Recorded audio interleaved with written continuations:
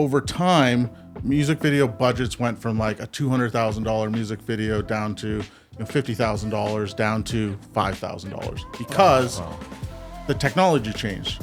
So you didn't need the big crew.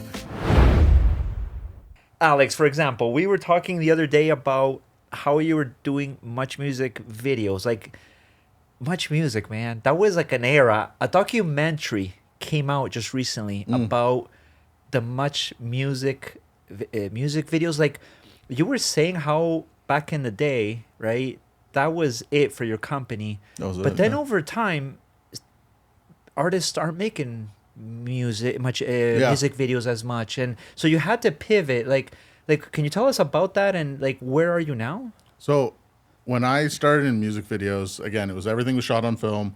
Back then we put things on beta tapes, and I was so paranoid. We were talking before about like having employees and having people do things. I was the one that had to go and deliver the tape to MuchMusic. I needed to make sure that it got into the right hands. They actually thought I was a delivery bike courier. Wow. They didn't realize it was my music video. Well, I wasn't the artist, but I directed it. And it was just that sort of thing. I was that paranoid about it. But over time, music video budgets went from like a $200,000 music video down to $50,000 down to $5,000 because the technology changed. So you didn't need the big crew, and labels looked at it and went, and especially in the Canadian market did not have the money that we had in the US. But, the amount of time that you would spend on a music video, I could go work at McDonald's and probably make more. It was just one of those things, you put so much time into it, but it was more passion than anything. Mm-hmm. Yeah. But when I started to realize like our bills aren't going to get paid based off this, we had to pivot. So we went into doing commercials, getting into that world. And I was lucky enough in my side of things that someone that I knew from Sony Music Canada turned around and started a marketing agency, needed someone to start producing content for them. And I went from doing music videos and commercials to doing automotive content and started following a race team around. And I worked for that digital marketing agency. Mm-hmm. And I remember sitting in a board meeting at Porsche Canada, and it was a long table, and there were so many people, and everyone had their own opinion of what the world was like and what we needed to do. And it was going to take 3 months to develop this. And I went, 3 months?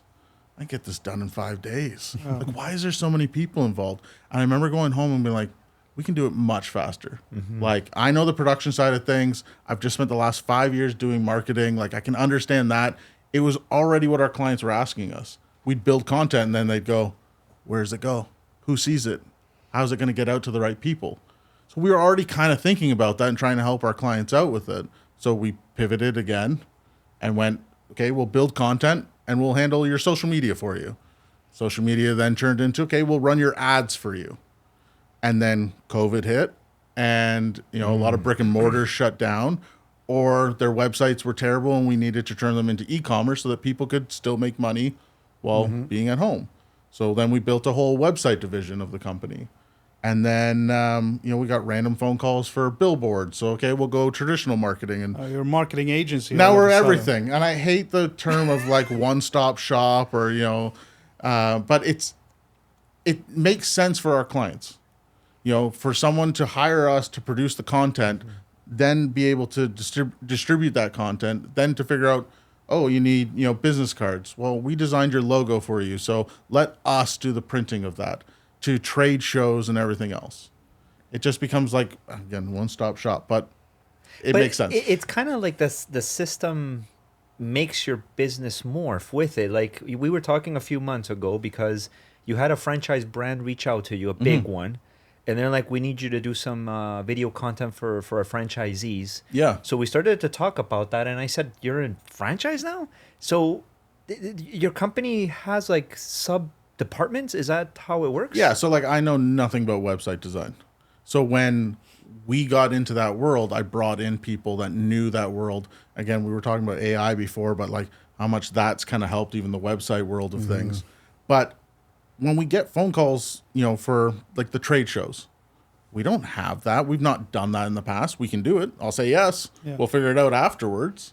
And so in December of last year, we got approached by a franchise, and they were looking for content for their 60 locations and wanted a library so that all their franchisees could jump on board and have this content for their social.